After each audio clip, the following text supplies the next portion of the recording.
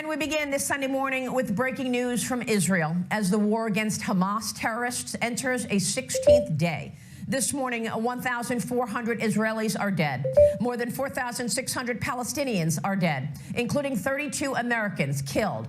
Now, fears are mounting that the war could spread to other parts of the Middle East as Iran continues its terror campaign through proxies. Joining me right now is Texas Senator Ted Cruz, who sits on both the Senate Foreign Relations and Senate Judiciary Committees. Senator, good to have you this morning. Thanks very much for being here. Maria, good morning. Good to be with you. Let me get your take from a policy perspective, what you can do, what you and your colleagues can do in the face of this bloodshed. Well, this attack is the worst attack on Israel in 50 years. This is what happened on October 7th. In the early mornings of October 7th is the single largest mass murder of Jews in a day since the Holocaust.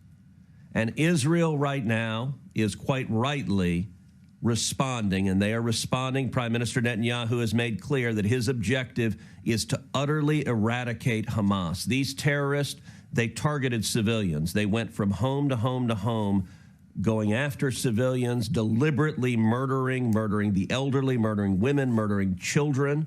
They would murder entire families simply because they were Jewish. They violently raped women and young girls, publicly parading them in the street. They murdered and decapitated and burned alive toddlers and infants. This is horrific, and it is evil what Hamas terrorists have done. Now, going forward, there are several steps for U.S. policy. Number one, we need to cut off the funding that has enabled this attack to happen. And what is so infuriating is that over the last 2.5 years, Joe Biden and the Biden administration have flowed nearly $100 billion to Iran. Understand, Hamas is a proxy for Iran. Without Iran, there would be no Hamas. And the Wall Street Journal has reported that this attack was planned by Iran, was funded by Iran, was directed by Iran, and yet the Biden administration continues to allow billions and billions of dollars to flow to the Ayatollah to be used to murder Israelis and to murder Americans.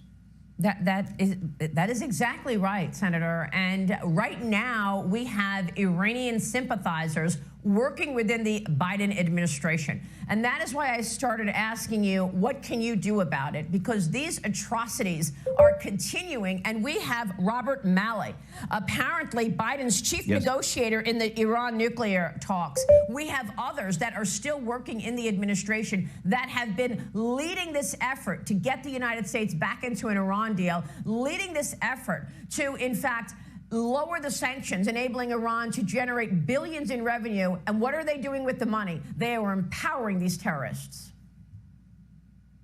Well, and what you just mentioned with Rob Malley remains one of the greatest national security scandals in our nation's history. So Rob Malley was Joe Biden's chief negotiator for Iran. He's an incredible Iran sympathizer. He is an advocate, a passionate advocate for the disastrous Obama-Iran nuclear deal, but he also has extraordinarily bad judgment. He's been fired. He's had his security clearances stripped, which I want you to pause and think, just how bad does his conduct have to be to have his security clearances pulled by this ideological and radical White House? But we now know also that, among other things, 3 of Rob Malley's top advisors, his inner circle, that he relied on, were Iranian operatives. They were recruited by the government of Iran. They were directed by the Iranian foreign minister. They reported to the Iranian foreign minister. We have their emails now in which they discuss. One of them discusses with the foreign minister that his loyalties are with the government of Iran, and he is there to do whatever they direct, including making the message from within the federal government that there's nothing wrong with Iran having a nuclear stockpile. You literally had 3 Iranian spies working in senior positions directly around the U.S. government. One of them, as far as we know, remains a chief of staff in the Department of Defense to this day with access to classified documents. And yet the corporate media cannot be brought to mention that 3 Iranian spies were brought into senior levels of government with access to classified materials while working directly for Iran, the same Iran that just murdered 31 Americans and 1,400 Israelis, the same Iran directed by an Ayatollah who regularly leads mobs chanting, "Death to America and death to Israel." And we knew this, Senator. I mean, we knew that while they were negotiating on the Iran deal. The Ayatollah was saying death to America at that time. And this administration continued to pursue. Why? You know, they have an ideological obsession. Number one, their approach to every enemy of America is appeasement. And that's true whether it's Russia, that's true whether it's China, that's true whether it's North Korea, that's true whether it's Venezuela, that's true whether it's Iran. Their response, I got to tell you, they have taught our enemies that the worse they are, the more money Joe Biden will give you. You know, I mentioned the $100 billion, and it's worth focusing on that for a moment. A lot of folks now are talking about the $6 billion. The $6 billion got a lot of coverage, that the Biden administration spent $6 billion that was essentially ransom money to free 5 American hostages. Now, at the time that happened, I said publicly, many others said publicly, this is terrible policy. You're effectively putting a bounty on the heads of Americans. You're telling bad guys, we'll pay you $1.2 billion a person for every American hostage that you have. And I predicted at the time, our enemies will take more American hostages, and Iran, because of this bounty, will take more American hostages. They now have roughly 200 Israeli hostages and about a dozen American hostages. So I'm sorry to say that prediction came through within weeks. But that's just the tip of the iceberg in terms of the money that went to Iran. Before the $6 billion, the Biden administration sent $10 billion that went from Iraq to Iran. And the biggest pot of money deals with the refusal of the Biden administration to enforce oil sanctions. U.S. law puts tough oil sanctions on Iran. Biden came in, immediately stopped enforcing them. Today, Iran is selling 2 million barrels a day of oil. That has produced $80 billion, roughly, in revenue. That is funding these Hamas death squads. That is funding the rockets. That is funding terrorism. And the Biden administration, something that he could do today. He gave a speech last week. You know what was not in the speech? Saying we're going to enforce the oil sanctions and we're going to cripple the Iranian regime and take away their money. That's still Joe Biden and the Democrats have still proven unwilling to do.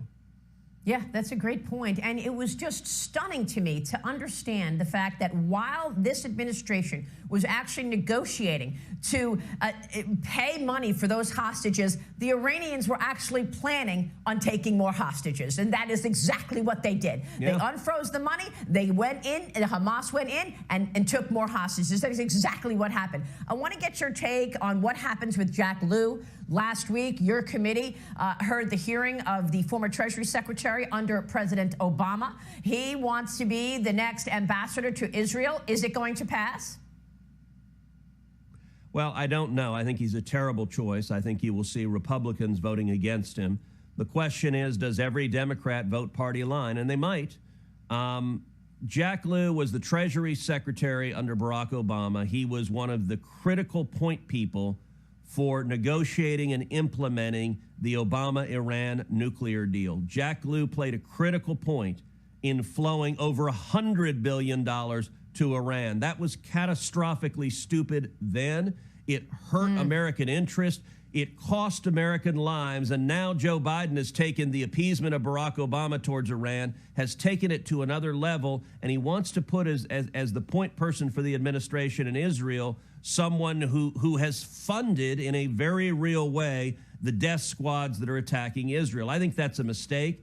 In ordinary times, I think there'd be a reasonable chance that some Democrats would say, look, this is a bad choice, and would vote no. Right now, the White House is saying, well, if you support Israel, you got to give us an ambassador there. I think it'd be great to have an ambassador there. It'd be even better to have an ambassador there who isn't responsible for funding the theocratic lunatics who are murdering your citizens, and to have an ambassador there who hasn't implemented policies for years that undermine the state of Israel. We need to support Israel, not undermine Israel and fund their enemies. Right. Real quick on the package that the president is asking, he wants to tie the money together, the money going to Israel as well as money going to Ukraine. He's talking about humanitarian aid for the Palestinians as well. What about that package? Will it pass? I think it's a big mistake. I don't know if it'll pass, but what the Biden White House is doing and what Chuck Schumer is doing is deeply cynical. Israel military aid is enormously popular. There's big bipartisan support for Israel military aid. He's taking the popularity of supporting Israel and he's holding it hostage. The hostages are not just being held by Hamas. The hostages are also being held by the Biden White House because he's taking Israel and saying you can have Israel military aid if you pass everything I want on Ukraine, if you pass Biden's funding. He calls it border security funding. What it really is funding to accelerate illegal immigration, to have more buses and more planes taking illegal immigrants to every city in America. And if you pass all of his priorities, it's a Christmas tree, then you can have Israel funding. What we ought to do is we ought to vote on a clean Israel funding bill that provides the military aid they need, the weapons, the ammunition, the additional munitions for Iron Dome and David Sling and Arrow 2 and 3, the missile defense systems. If we voted on that, it would pass overwhelmingly. And I think Joe Biden and the Democrats need to stop playing games with Israel funding. And you mentioned also, Maria, the funding for Gaza. This has been another indefensible step of this administration. Joe Biden has already sent hundreds of millions of dollars for Gaza. I led 17 senators saying, do not send that money because it will go to Hamas and they will use it for terrorism. 145 Democrat congressmen sent a letter saying, do send that money, despite the fact that it will go to terrorism. And we now know the Biden administration assessed the matter and they agreed with me. They concluded that there was, quote, a high likelihood this money would go to Hamas and be used for terrorism. And then you know what they did? They waived U.S. anti-terrorism law and they sent the money anyway. And what does Biden want to do now? Send more money to Gaza that will go to Hamas, that will be used to fund terrorism. It's the only thing they know how to do, funding terrorists, and it's a very, very bad idea. Senator, we will be watching your work. It is an upcoming important week. Thank you so much for joining me.